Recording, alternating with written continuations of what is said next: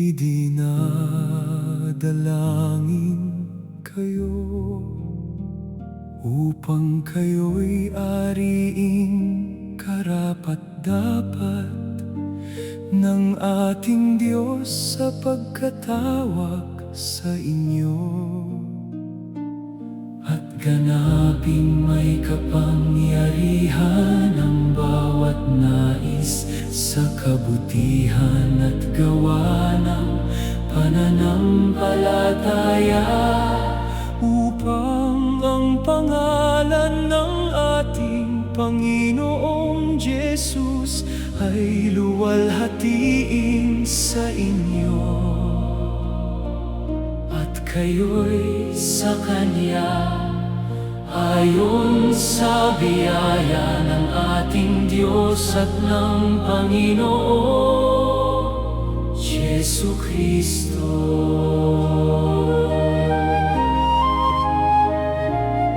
Ngunit kami ay nararapat magpasalamat sa Diyos dahil sa inyo, mga kapatid na minamahal ng Panginoon, sa pagkakahirang sa inyo. Ng Diyos buhat ng pasimula sa ikaliligtas, sa pagpapabanal ng Espiritu at pananampalataya sa katotohanan, sa kalagayang ito'y tinawag niya kayo upang magkamit ng kaluwalhatian ng ating Panginoong Jesucristo.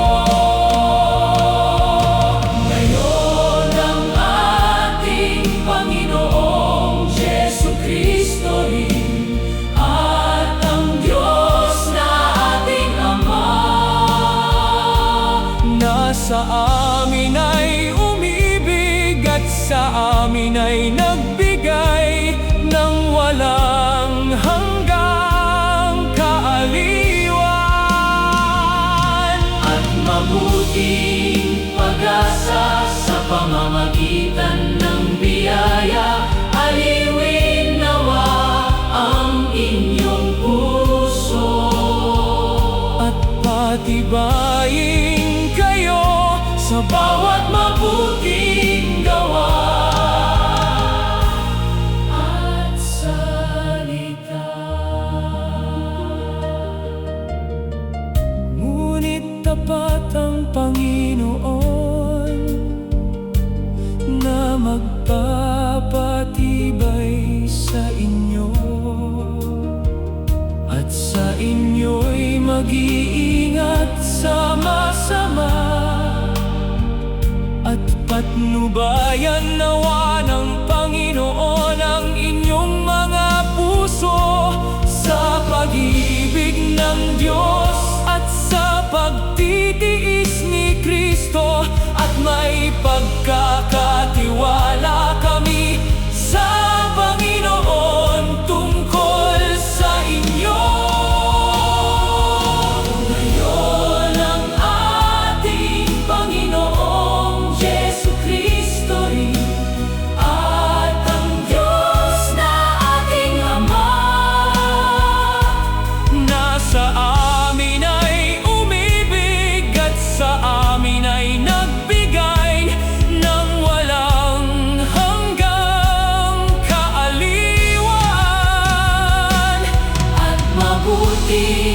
Pag-asa sa pamamagitan ng biyaya.